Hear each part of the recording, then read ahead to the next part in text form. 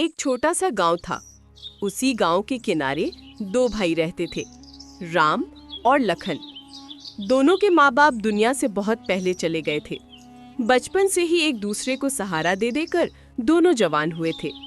समय आया तो दोनों ने शादी कर ली और किस्मत देखिए, दोनों की शादी दो सगी बहनों से हुई, जूही और रूही। शुरुआत में दोनों भाई सोचते थे अब तो घर में रौनक होगी, परिवार बनेगा, प्यार मिलेगा, पर सच इसके बिल्कुल उलट निकला। जूही और रूही का स्वभाव बहुत कड़वा, तेज और डांट फटकार से भरा हुआ था। उनकी माँ, सास और उनका भाई साला, इन तीनों का गठजोड़ ऐसा था कि पूरे आंगन में बस उनकी ही आवाजें गूंजती रहती थी। राम और लखन अपनी पत्नियों के कहने पर घर जमाई बनकर उनके घर में ही रहने लगे थे। यही गलती उनके जीवन का सबसे बड़ा बोझ बन गई। अरे राम, इतनी देर क्यों लगा रहे हो चूल्हा जलाने में? क्या हमें भूखा मरना है?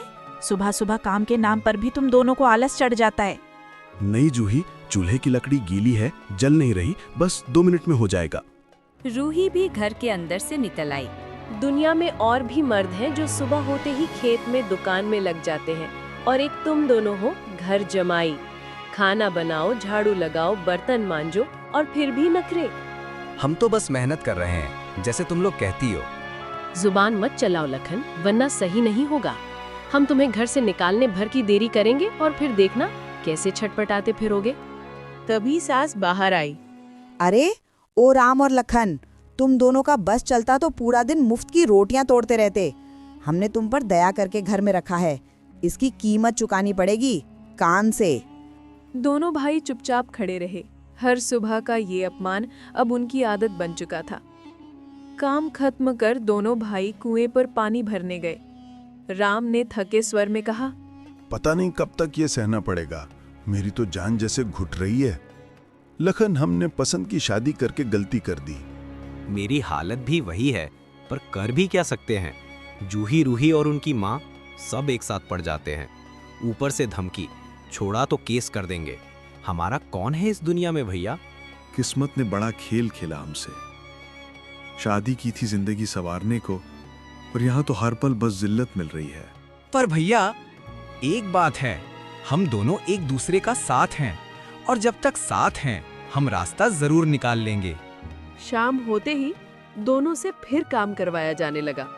साला आंगन में बैठा था। जैसे ही दोनों भाई वहां पहुंचे, उसने ताली बजाई। अरे वाह मेरे दोनों जीजाजी, आज काम बड़ा धीरे कर रहे हो। कहीं कुएं में घूमने तो नहीं गए थे, या फिर कोई रहस्य छिपा रहे हो? नहीं, हम तो बस पानी लेने गए थे। पानी या अपने दुखड़े रोने? तुम दोनों का चेहरा ही बता देता है कि कैसे रोते हो। ठीक ही कह रहा है, तुम दोनों की औकात ही क्या है? मुंह उठाकर घर जमाई बन गए और अब अकड़ दिखाते हो।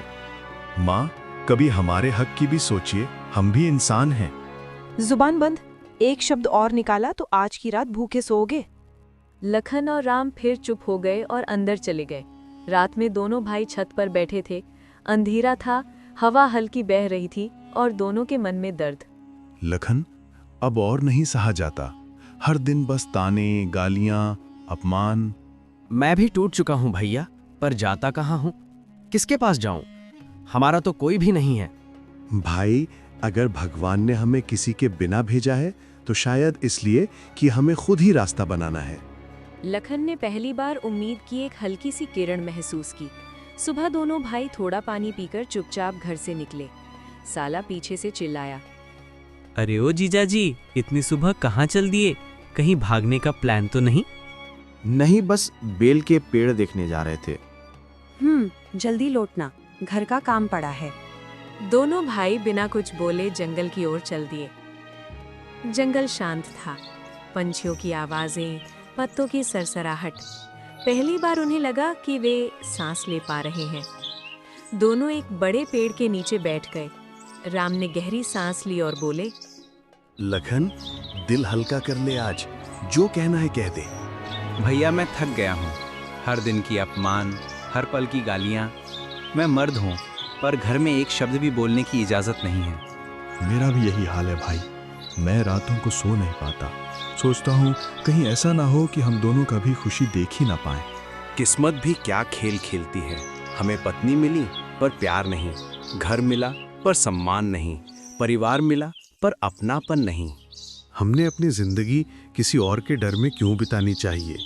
क्या हम गुलाम हैं? क्या हमारा कोई हक नहीं? भैया कुछ करना पड़ेगा, भागना पड़ेगा इस नरक से। भागना नहीं, दिमाग से काम लेना होगा। हमें ऐसा रास्ता चाहिए जिसमें हम आजाद भी हों और कोई हमें पकड़ भी ना सके। दोनों लंबे समय तक चुप बैठे रहे।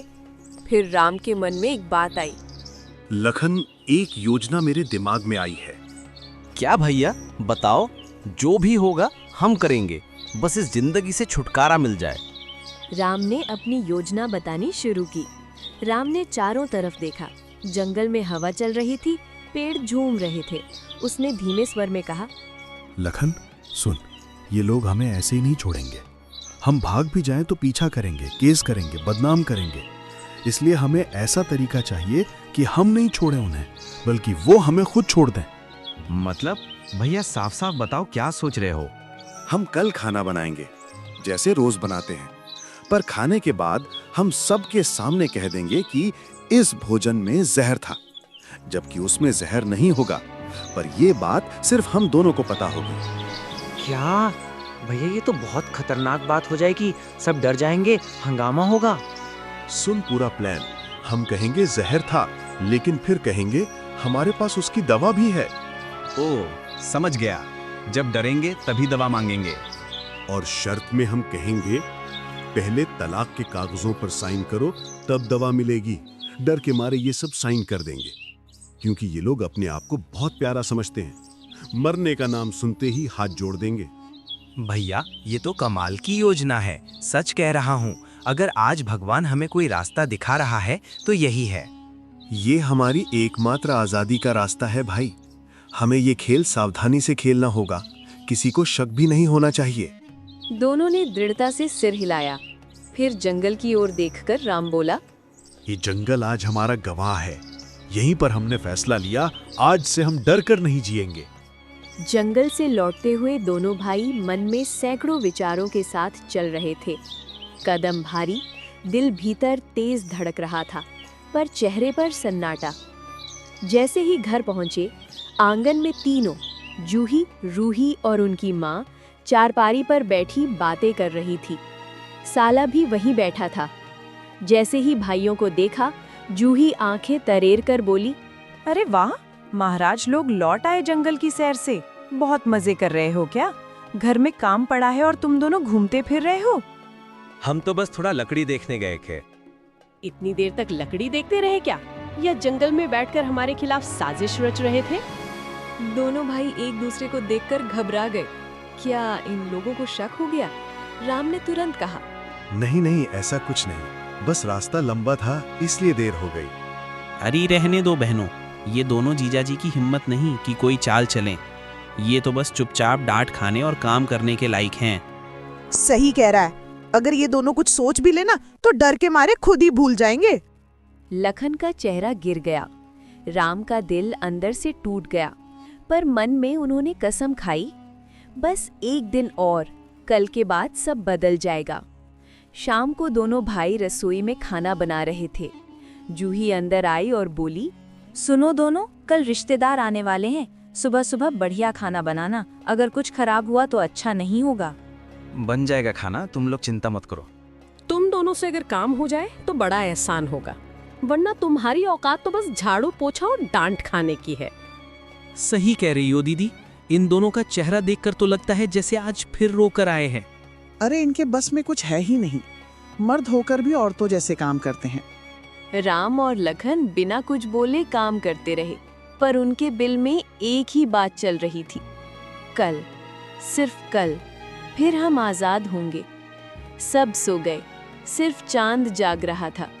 दोनों भाई आंगन के कोने में खाट पर लेटे थे। राम धीमे से बोला, लखन, डर तो लग रहा है, पर अगर हिम्मत नहीं की तो जिंदगी भर रोते रहेंगे।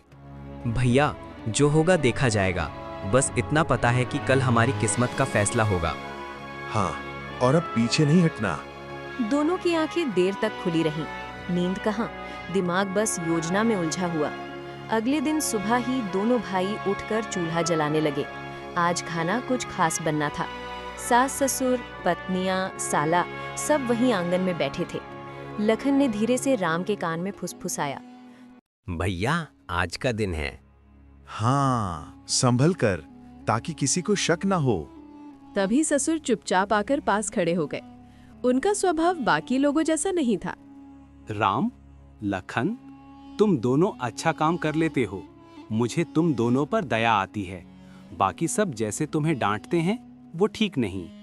राम और लखन की आंखें भर आईं। पहली बार किसी ने उनसे इंसानों जैसा व्यवहार किया था। बाबा, अगर आप हमारे साथ हैं तो हम अकेले नहीं हैं। बेटा, मैं बूढ़ा हूँ, पर जो गलत है वो गलत है। आज जो भी बनाओ मन लगाकर बनाना। उसी समय जूही वहां पर आई और बोली, बाबा आप बीच में मत बोलिए, ये दोनों हमेशा हमारा काम बिगाड़ते हैं। चुप रहो जूही, ये दोनों इस घर के दामाद हैं, तुम्हारे नौकर नहीं। जूही तुनक कर चली गई, पर दोनों भाइयों की आंखों में पहली बार थोड़ा हौसला आया। आज बहुत कुछ बदलने वाला था। रिश्तेदार आने वाले थे, इसलिए सास, जूही, रूही और साला चारों ओर आदेश ही आदेश दे रहे थे। पर आज पहली बार दोनों भाइयों के चेहरों पर एक अलग सी शांति थी, जैसे किसी ने मन में दिए जला दिए हों। राम और लखन रसोई में खड़े थे। चूल्हा तेज जल रहा था, बर्तन खनक रहे थे और दोनों के हाथ लगातार चल रहे थे। ससुर अंदर से आवाज लगाकर बोले, राम बेटा, सब्जी में नमक थोड़ा कम रखना, बुजुर्ग लोग आ रहे हैं। और हाँ, दाल को थोड़ा गाढ़ा बनाना। ठीक है बाबा, आज खाना भी अच्छा बनेगा और माहौल भी। ससुर समझ नहीं पाए, पर उनकी आंखों में संदेह की जगह दया ही थी। तभी जूही भीतर घुसाई, हाथ कमर पर। देख लेना रूही, आज ये दोनों दुनिया को दिखा देंगे कि किस तरह घर जमाई लोगों से काम करवाया जाता है। हाँ, और बाद में सारा श्रेय हम लेंगे। लोग कहेंगे, वाह बहुए, घर इतना अच्छा संभालती है ना मजा? हाँ, ये दोनों तो बस हमारे पीछे पीछे घूमने वाले नौकर हैं। ठीक है, जैसा कहोगी काम कर देंगे। अरे वाह, आज राम की जुबान कितनी मीठी हो गई है। कहीं कोई चाल तो नहीं चल रहे? नहीं, बस रिश्तेदार आ रहे हैं, इसलिए खुश हैं।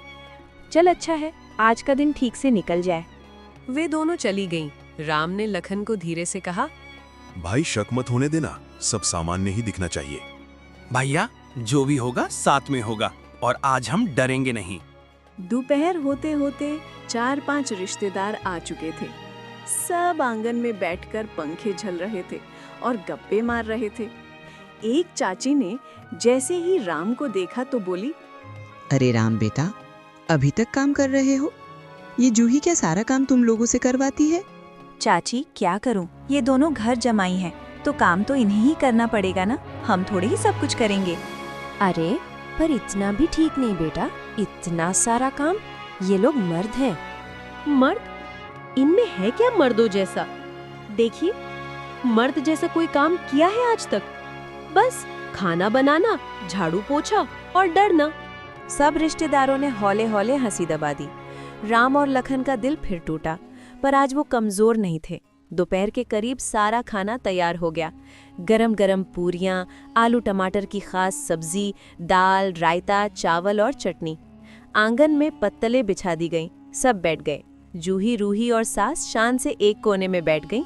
ससुर सबसे आखिर में आकर बैठे। साला ने पहला निवाला खाते ही ताली बजाई। वाह जीजा जी, आज तो कमाल कर दिया आपने।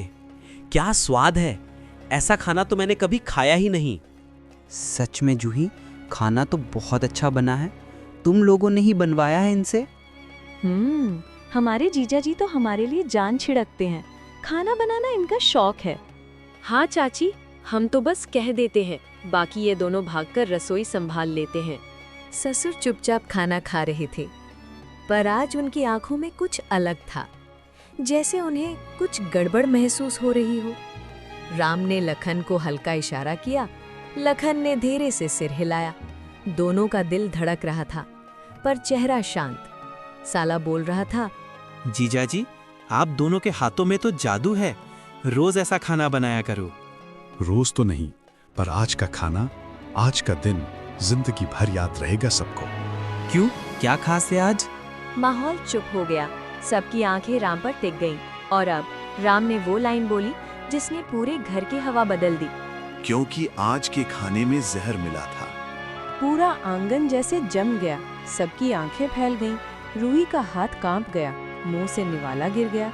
जूही चीख पड़ी, क्या जहर? जीजा जी पागल हो गए हो क्या? क्या बोल रहे हो तुम? हे भगवान, हम सब मर जाएंगे। रिश्तेदारों की हालत खराब। एक चाची का हाथ कांप रहा था। एक मामी ने पानी मांगा। ससुर ने गुस्से और डर दोनों में पूछा, राम बेटा, ये क्या कह रहे हो तुम? सच बताओ। हाँ, सच कह रहा हूँ, खाने में जहर था। सबके चेहरों का रंग उड़ गया। जूही और रूही कांप रही थी। हमने तुम्हारा क्या बिगाड़ा था राम? क्यों किया ऐसा? हमें तो लग रहा है चक्कर आ रहे हैं। मेरे पेट में दर्द शुरू हो गया। अरे मैं तो मरा रे, जीजा ने आज जान ले ली हमारी। रिश्तेदार एक दूसरे को पकड़कर डोल रहे थे, जैसे सच में जहर फैल गया हो। और ठीक वहीं राम ने अगली लाइन बोली। आंगन में डर, हलचल और अफरा तफरी मची हुई थी। जूही, रूही, सास, साला, रिश्तेदार, सबके चेहरे पर पसीना चमक रहा था। किसी का गला सूख गया, किसी के हाथ कांप रहे थे, किसी को चक्कर आने लगे थे। और ठीक बीच में खड़े थे राम और लखन। चेहरे पर एक अजीब सी शांति, जैसे बरसों का बदला लेने का समय आ गया हो। राम, तुमने सच में जहर मिलाया था? क्यों किया ऐसा? हमने क्या बिगाड़ा था तुम्हारा? हे भगवान, मुझे कुछ हो रहा है, उल्टी आने वाली है। लखन प्लीज कुछ करो, मैं मरना नहीं चाहती। ओ राम, ओ भगवान, मैंने तो कभी सोचा भी नहीं था कि तुम लोग इतना बड़ा काम कर दोगे। हमारा घर बर्बाद कर दिया तुमने। अरे मैं तो गया रे, मैंने तो सबसे ज्यादा खाया था। जीजा जी बचा लो, हमको दवा चाहिए, दवा दो। रिश्तेदारों की हालत भी खराब थी। कोई पानी मांग रहा था, कोई जमीन पर बैठ गया था, कोई छाती पकड़कर हाँफ रहा था। राम, लखन, सच सच बताओ, क्या ये सच है? तुमने वाकई जहर मिलाया है खाने में? हाँ बाबा, जहर था और इसका इलाज सिर्फ हमारे पास है। हम दोनों ने आज तक सब सहा है, गलतियों को माफ किया, अपमान झेला, लेकिन आज हम आखिरी बार अपना हक मांग रहे हैं। ससुर का चेहरा बदल गया। उन्हें अपने परिवार पर गुस्सा भी आ रहा था और डर भी। राम ने एक गहरी सांस ली। सबकी आंखें उसी पर टिकी थीं। दवा मिलेगी, लेकिन एक ही शर्त पर। क्या शर्त? बोलो राम, मैं मरना नहीं चाहते। हाँ लखन, प्लीज कुछ भी बोलो, हम कर लेंगे। तुम दोनों को तलाक के कागजों पर साइन करने होंगे। जैसे ही ये शब्द आंगन में गिरे, सबकी मानो सांस रुक गई। क्या तलाक? ये नहीं हो सकता। अरे नहीं नहीं बेटा, ये पाप मत कराना। लोग क्या कहेंगे? हमारी नाक कट जाएगी। नहीं, मैं तलाक नहीं दूंगी। मैं क्यों साइन करूं? हमने तो बस थोड़ा काम करवाया, इतने बड़े बदले की क्या जरूरत थी? राम, तुम मरने दोगे हमें? ये इंसानियत है? हम इंसान थे जब इंसानियत दिखाते थे। तुमने हमें नौकर बना दिया, दबाया, धमकाया, बेइज्जती की। अब फैसला तुम्हारे हाथ में है। तलाक चाहिए या जान? अरे साइन कर दो ना, मेरे तो आंखों में अंधेरा छा रहा है, मैं तो मर ही जाऊंगा।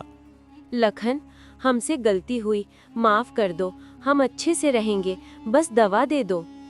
अब देर हो चुकी है जूही, तुमने कभी नहीं समझा मुझे अपना पति। नहीं, तलाक नहीं करूंगी, चाहे कुछ हो जाए। ठीक है, फिर आप लोग मरने के लिए तैयार हो जाइए। अरे पगली, कर दे साइन, हम सब मारे जाएंगे तेरी जिद की वजह से। हाँ दीदी, कर दो साइन, जीवन ही चला जाएगा हमारा। मैं कर दूंगी साइन, दवा दे दो बस। ठीक है, मैं भी साइन कर दूंगी। राम बेटा, लखन बेटा, मैंने हमेशा तुम दोनों को बेटा माना। अगर मेरे घर वालों ने तुम्हारे साथ गलत किया तो मुझे माफ कर देना। तुम जो मांग रहे हो वो तुम्हारा हक है। कुछ पल के लिए आंगन में सन्नाटा छा गया। कागज लाए गए। जूही और रूही दोनों कांपते हाथों से साइन कर रही थी। जूही साइन करते हुए रो रही थी। हमने नहीं सोचा था तुम इतना दूर चले जाओगे। लखन, एक बार सोच लो, तुम्हारे बिना जी नहीं पाएंगी। लखन ने जवाब नहीं दिया। राम के चेहरे पर भी कोई जीत की खुशी नहीं, बस दर्द था। आंगन में गहरा सन्नाटा था। तलाक के कागज पर दोनों औरतों के साइन हो चुके थे। साला, सास, रिश्तेदार सभी रोए जा रहे थे। जूही और रूही का चेहरा आंसुओं से भीगा हुआ था। हाथ कांप रहे थे। आंखों में पछतावा था, डर था और टूटन भी। राम और लखन ने कागजों को मोड़कर अपनी जेब में रखा। माहौल इतना भारी था कि हवा तक ठहरी हुई लग रही थी। ससुर ने आगे बढ़कर दोनों भाइयों का हाथ थामा। बेटा, मैं जानता हूँ तुमने जो किया मजबूरी में किया। घर वालों ने तुम्हें तकलीफ दी, उसे मैं नकार नहीं सकता। मुझे दुख है कि घर टूट गया, लेकिन सबसे ज्यादा दुख इस बात का है कि मैंने तुम्हें बचा नहीं पाया। राम झुककर उनके पांव छूने लगा, लेकिन ससुर ने रोक लिया। नहीं बेटा, आज मैं तुम्हें आशीर्वाद दूंगा। जाओ, अपना नया जीवन शुरू करो। जहां सम्मान मिले वही घर होता है। लखन की आंखों में भी आंसू आ गए। पहली बार किसी ने उन्हें बेटे की तरह गले लगाया था। बाबा, हमें माफ कर दीजिए, हमने आपको चोट नहीं पहुंचाना चाहा। मैं तुम्हारे साथ हूं बेटा, हमेशा। राम, मत जाओ। गलती हमारी थी, हम बदल जाएंगे। तुम्हारे बिना क्या करेंगे? जब दिल रोज टूटता है तो फिर जोड़ना मुश्किल होता है जूही। हम चले जाएंगे और तुम लोग भी नई शुरुआत कर लेना। लखन, प्लीज, तुम्हारी वजह से ही सांस चल रही थी मेरी। हमसे गलती हुई, पर इतना बड़ा सजा मत दो। हमारी भी कोई जिंदगी है रूही, हम सिर्फ काम करने की मशीन नहीं है। आज तुम रो रही हो, पर जिस दिन हम रोते थे तब तुमने कभी आंसू पूछे नहीं थे। जीजा जी, मैंने भी बहुत गलत बोला था, माफ कर दो। अब तो दवा दे दो। जिस जहर से तुम डर रहे हो वो सच में नहीं था, वो तुम्हारे डर का जहर था, मन का जहर। लेकिन इसका इलाज अब तुम सबको खुद करना होगा। बच्चों, हमने तुम्हारे साथ बहुत गलत किया, हमसे भूले हो गई। भगवान तुम्हें खुश रखे। दोनों भाई चुप रहे। कुछ घाव ऐसे होते हैं जिनका जवाब चुप्पी ही होता है। राम और लखन ने अपनी गठरी उठाई। बस 2-3 कपड़े, एक गमछा और एक पुरानी टोपी। बाकी सब पीछे खड़े सिर्फ रोते रहे।